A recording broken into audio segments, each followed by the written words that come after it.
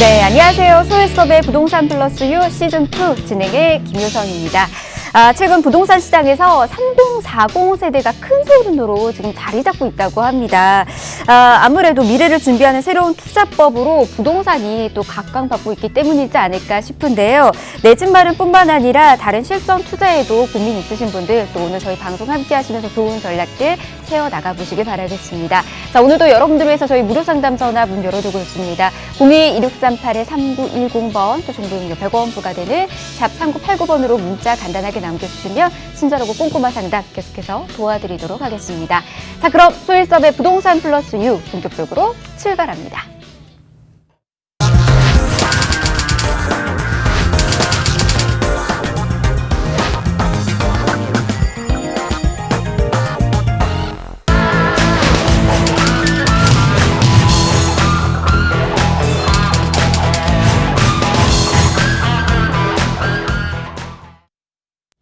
네, 소일섭의 부동산 플러스 U 함께하고 계십니다. 시간이 참 빨리 흐르고 있습니다. 벌써 5월의 중반으로 또 접어들고 있는데요. 이 시간도 이분들과 또 함께해 보도록 하겠습니다. 자, 김지민 소일섭 전문가 모셨습니다. 어서 오십시오. 네, 반갑습니다. 네, 반갑습니다. 자, 한 분 한 분씩 또 시청자분들에게 인사 부탁드리도록 할게요. 먼저 우리 김지민 전문가부터 인사 한번 해주실까요? 네, 안녕하세요. 김지민입니다. 벌써 5월의 둘째 주를 맞이하게 되었습니다. 코로나19를 잘 극복한 시청자 여러분, 이번 한 주도 행복한 한 주 만들어 가시기 바랍니다. 오늘 이 시간도 알찬 정보 함께 하겠습니다. 네, 이렇게 김지민 전문가 함께 하고요. 계속해서 소일섭의 부동산 플러스 U의 주인공이시죠. 소일섭 전문가도 모셔보도록 하겠습니다. 어서 오십시오. 네, 안녕하세요. 소일섭입니다. 저번 주 방송으로 인해서 농지에 대해서 궁금하신 분들이 정말 많은 것 같아요. 전화 많이 왔었는데요. 오늘도 마찬가지로 좀 더 정직하고 꼼꼼하게 체크를 해드리겠습니다. 시청자 여러분, 본인 거라든지 내 거에 대해서 궁금하신 분들은 주저하지 마시고 전화 주시면 정직하게 상담을 해드리겠습니다. 오늘도 알차고 꼼꼼하게 정직하게 풀어나가겠습니다. 소일섭입니다. 네. 소일섭 전문가께서도 오늘 좋은 정보들 좀 준비해 주셨습니다. 지난 시간에 정말 이 토지 투자, 특히나 이제 농지 투자 관련된 정보들 좀 전해드리다 보니까 많은 분들께서 궁금증 안고 계셨던 것 같습니다. 이 안에서 정말 자기는 이제 토지 투자해 놨는데 하나도 오르지도 않고 개발도 안 되고 그래서 정말 막막하다 이렇게 말씀하셨던 분들도 많이 계시더라고요. 자, 혹시 비슷한 상황이시거나 그리고 토지 투자 좀 더 현명하게 하고 싶은데 전략 좀 필요하신 분들 아래 나가고 있는 번호 계속해서 이용하시길 바랄게요. 한 번 더 번호 소개해드리도록 하겠습니다. 02-2638-3910번 무료 상담 전화입니다. 지역번호 02-2638-3910번 열어두고 있고요. 전화 어려우신 분들은 간단하게 문자 주세요. 정보 이용료 100원 부과되는 샵 3989번 문자도 여러분들 기다리고 있습니다. 자, 그러면 본격적으로 저희 소일섭 전문가 또 김지민 전문가와 함께 이야기 시작해 보도록 하겠습니다.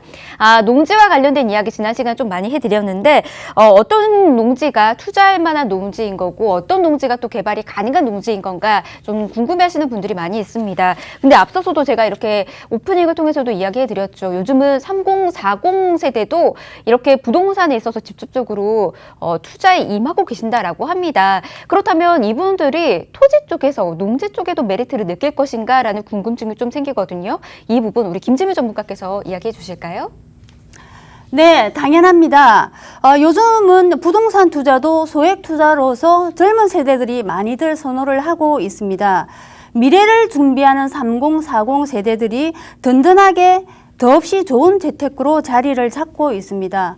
또 젊은 세대들 중에는 직접 부동산 공부를 하면서 실전에서 소액 투자를 하는 투자 마인드를 가지고 있습니다. 네, 정말 제 주변에도요, 요즘 이렇게 부동산 쪽으로 투자하려고 하시는 분들 좀 많이 계시더라고요. 그러니까 예전에는 부동산 투자하면은 이제 나이가 좀 지긋하게 있어야지만이 투자할 수 있다. 그리고 그만한 또 자금이 있으니까 그때 움직일 수 있다. 이렇게 생각하는데 요즘은 또 충분히 소액 투자로도 접근이 가능한 곳들이 좀 많이 있고 특히나 토지 같은 경우에는 되면 좀 더 그런 메리트를 느낄 수 있다라는 이야기들 많이 해서 좀 요즘 30, 40 젊은 층들이 이 부동산 토지 투자 많이들 하고 있는 것 같더라고요. 자, 여러분도 그 기회 좀 잡아보셨으면 좋을 것 같습니다. 오늘 저희 정보들 좀 활용하신다면은 충분히 성공 투자 여러분도 하실 수가 있으니까 찬찬히 한번 적어가면서도 전략들 세워나가시는 것도 좋은 방법이 되지 않을까 싶네요.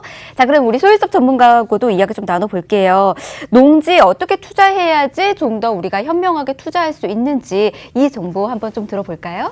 네, 시청자 여러분, 내가 선택을 해야 됩니다. 농사를 지을 건지, 아니면 순수하게 투자만 할 건지, 아니면 농지를 구입해서 건축물을 올릴 건지, 그런 부분들을 내가 선정을 해야 됩니다. 그래야 올바르게 갈 수 있습니다.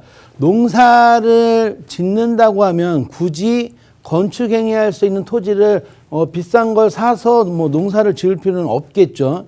또 내가 예를 들어서 오로지 투자를 해야 되는데 굳이 건축할 수 있게 큰 부지나 어떤 그런 부분들을 소액 투자도 할 수 있는데 그런 부분들을 따져야 됩니다. 또 건축하신 분들은 어떻게 해요? 정확하게 도로를 4m나 6m 도로를 확보를 해서 위치라든지 그런 부분들을 꼼꼼히 따져야 되겠죠. 내가 예를 들어서 뭐 전원 생활을 하고 싶다든지 그래서 그런 부분들을 또 화면을 통해서 풀어 나가겠습니다. 자, 농지는 그냥 내가 임야처럼 임야를 샀다고 해서 바로 등기권리증이 나오는 게 아닙니다. 농지는 농지 취득 증명서를 발급을 받고 그 다음에 등기가 진행되기 때문에 내가 토지 구입하기 전, 농지를 구입하기 전에 정확하게 체크해야 할 부분입니다. 농지 취득 증명서가 정확하게 나오는지를 그런 부분들을 꼼꼼히 따져보셔야 되고요. 그런 부분들을 이렇게 확인하시려면 주변의 법무사에 확인하는 것도 상당히 좋습니다. 그래서 그런 부분들을 확인하면 좋겠고요. 또 하나는 내가 농지로 이제 투자를 하기 위해서는 이렇게 도시지역 주변에 농지에 투자를 하는 게 상당히 좋습니다. 그런데 제가 도시지역 주변이 자연녹지입니다. 자연녹지는 도시지역 바로 옆에 있기 때문에 지가가 상당히 높습니다. 이런 부분들을 또 한 번 더 확인해야 되고요. 그 다음 토지가 이제 관리지역입니다.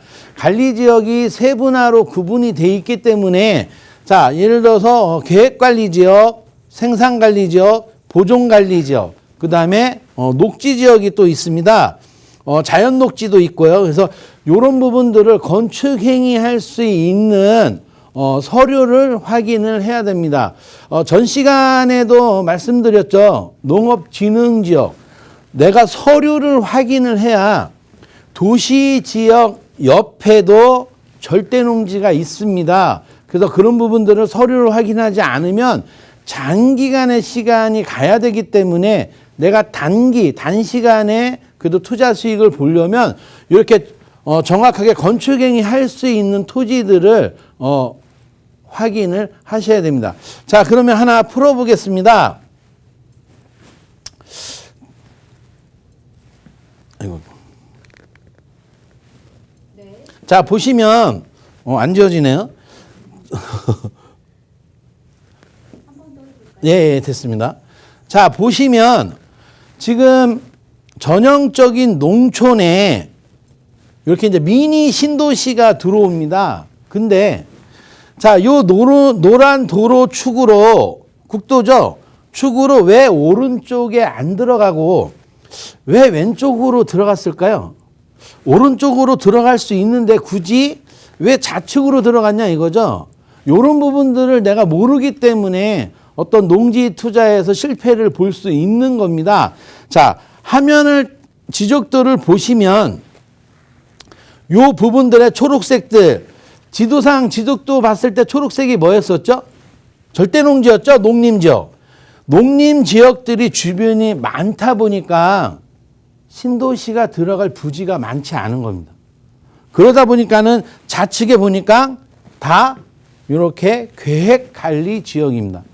자, 내가 만약에 자, 이렇게 신도시가 들어오는데 자, 옆에 토지에 절대 농지에 투자를 하면 시간이 짧을까요? 그렇지 않습니다. 왜냐하면 여기에서 확산되는 거는 요 계획관리지역 주변의 농지로 가지 절대 농지로 가지 않는다는 거죠. 왜 그러냐? 요 신도시 안에 도시가스가 있기 때문입니다. 도시가스가 원도시가스가 있기 때문에 그 신도시에서 옆으로 파장이 되지 절대 농지로 가지는 않는다는 거죠.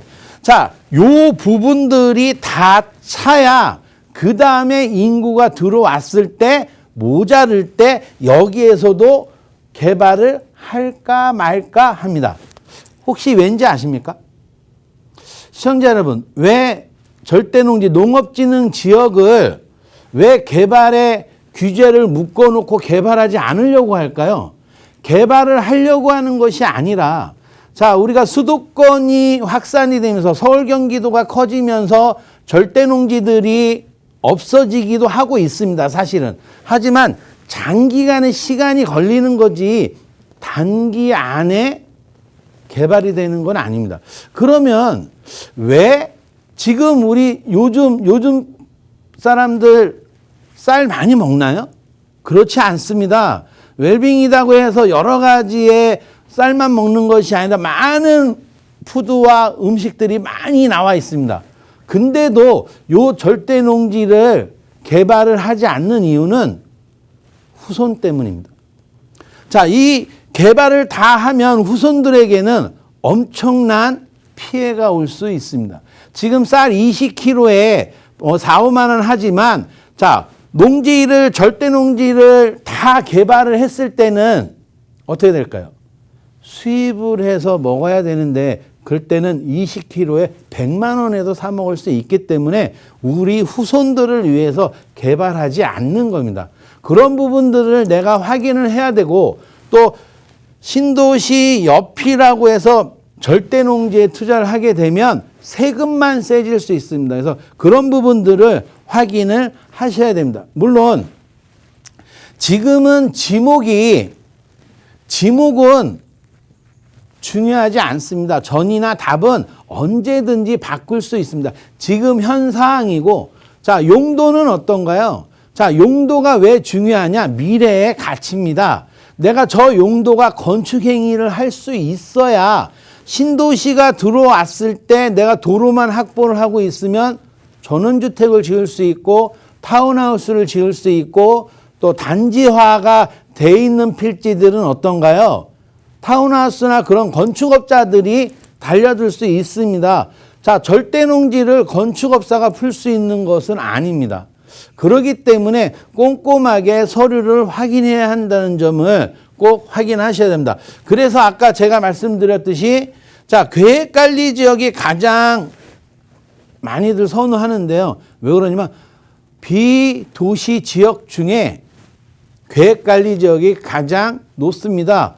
건폐율 용적률이 100평에 40평을 지을 수 있기 때문에 많이들 선호를 합니다. 거기에 또 생산관리 지역이나 보존관리 지역이나 자연녹지 같은 경우는 100평에 20평을 할 수 있습니다. 그래서 내가 예를 들어서 뭐 전원주택 부지를 선호할 때는 굳이 뭐 계획관리 지역을 하지 않아도 괜찮습니다. 하지만 주변의 어떠한 개발의 이슈로 인해서라고 하면 그래도 계획관리 지역 쪽에다가 관심을 두는 것도 상당히 좋다고 생각이 듭니다.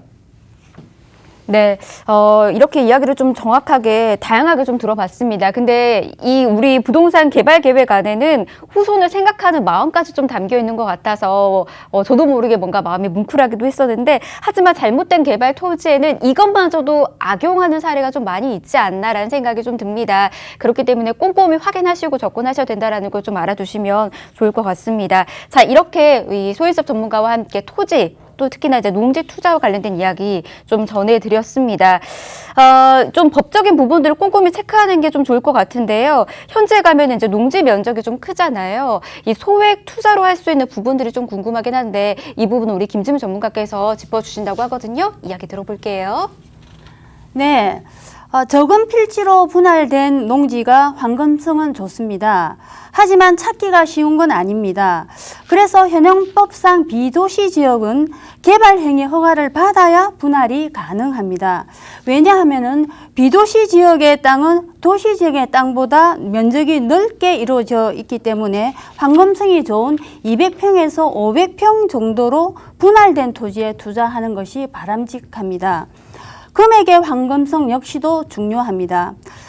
즉 5억 원의 토지에 대한 필지를 매수하는 것보다 2억 원의 토지를 투자를 해서 2~3배의 수익을 달성 시에 매도하는 전략을 구사를 하여야 하는 것도 좋습니다. 5억 원의 토지를 매수해서 분할 기법 등을 통해서 황금성을 높이는 성공 투자자들도 많습니다. 하지만 개인이 투자하기에는 큰 무리수가 있습니다. 그리고 주거 문화의 새로운 트렌드를 이해를 해야 되는데요. 도시와 용지가 부족으로 인해서 주거 형태가 대부분 아파트 위주로 주거 공간을 형성을 하였으나 베이비붐 세대의 본격적인 은퇴가 이루어지는 앞으로의 세대는 세컨 하우스의 개념으로 주거 문화가 고급 단독주택형으로 바뀌게 될 것입니다. 따라서 고급 단독주택 용지로 바꿀 수 있는 농지에 선점을 하는 투자를 고려하는 것도 좋습니다. 그리고 인구가 꾸준히 늘어나는 지역이나 서울 접근성과 자연 환경이 좋아서 그리고 주거 환경이 좋은 지역의 농지는 3.3제곱미터당 즉 한 평입니다. 100만 원을 넘어서고 있습니다. 거기에 새로 생기는 신설역 주변의 농지 같은 경우에는 감히 우리가 상상할 수 없을 만큼 지가가 상승을 하고 있습니다. 농지에 건축할 수 있는 토지는 계획관리지역에 있는 농지 가운데 주택, 근린생활시설, 공장, 창고, 모텔, 일반 음식점 등을 지을 수 있습니다. 그리고 도시지역의 자연녹지에서도 가능은 하나 땅값이 매우 비싼 편입니다.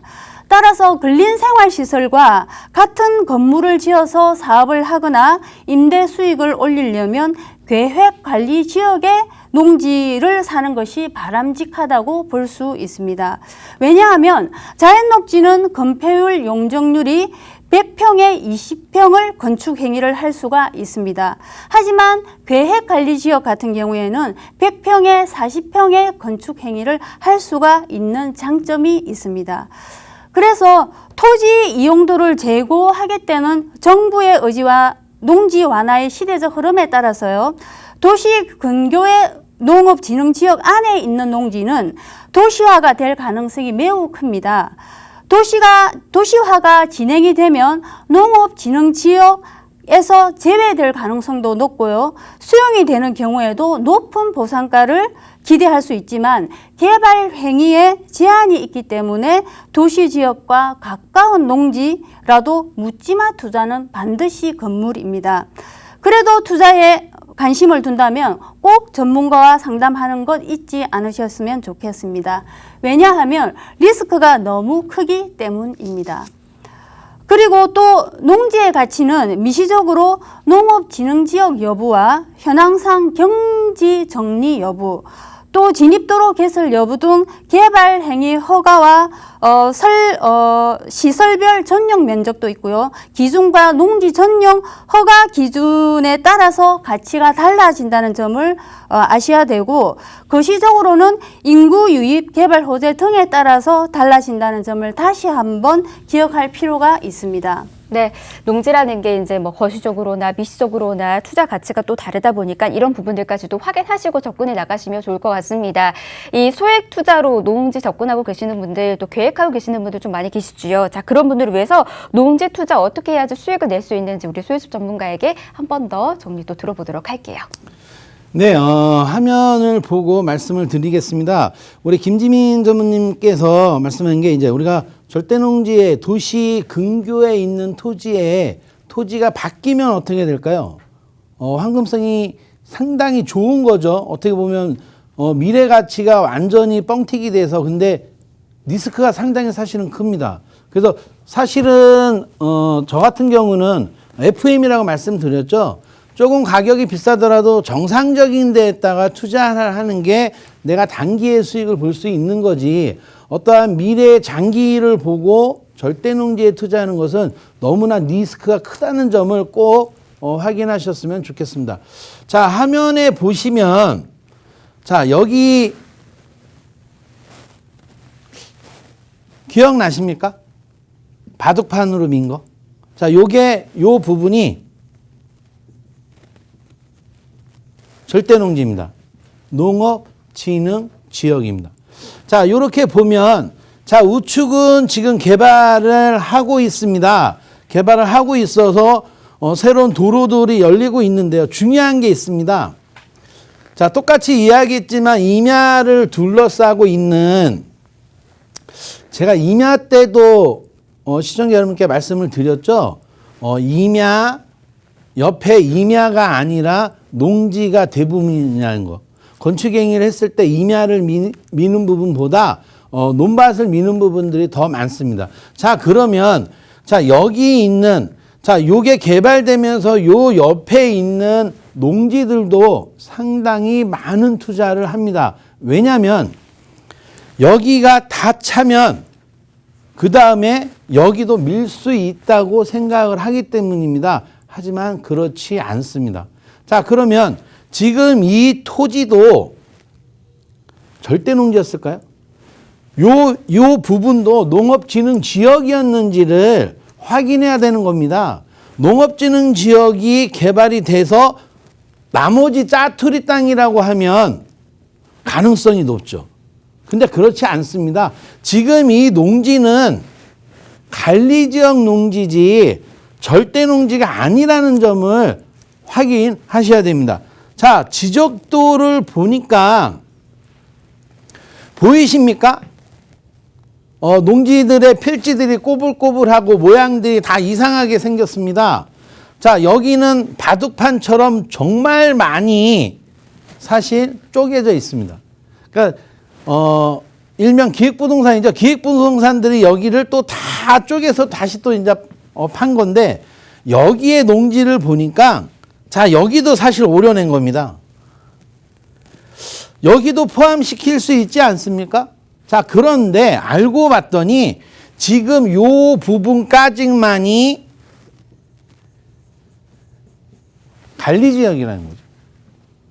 요 농지가 요 부분이 관리지역이기 때문에 이렇게 개발이 되는 거지, 농업진흥지역이라서 개발이 된 부분이 아니라는 겁니다. 자, 그렇다면 여기도 굳이 짜투리를 남겨놓을 필요가 있을까요?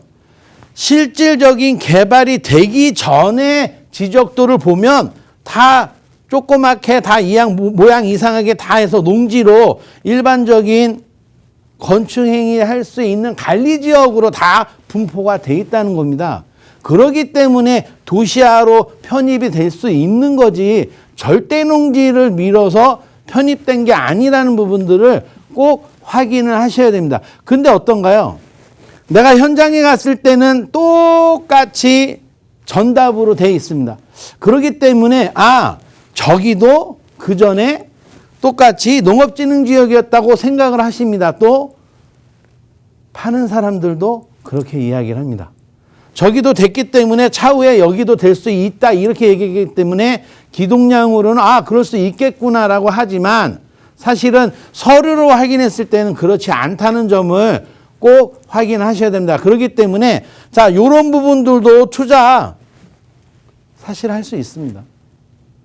저는 반대하지만 다른 누구누구는 투자로서 상당히 좋다고, 도시화 옆에 있는 절대농지에 투자를 해도 좋다고 이야기하신 분들도 있지만, 저는 그렇게 생각하지 않습니다. 그래서 이런 부분들을 꼼꼼하게 잘 체크하셨으면 좋겠습니다. 네, 이렇게 토지 중에서도 농지 투자 어떻게 하면 또 수익을 낼 수 있는지 관련된 정보들 아주 깊이 있게 소일섭 전문가와 함께 전해드렸습니다. 자, 저희가 준비한 소식 오늘 여기까지인데요. 저희 방송이 끝나고 난 이후에도 여러분들 계속해서 이 농지 투자와 관련해서 궁금증 있으시다면 아래 번호 이용하시라고 문 계속해서 열어두고 있도록 하겠습니다.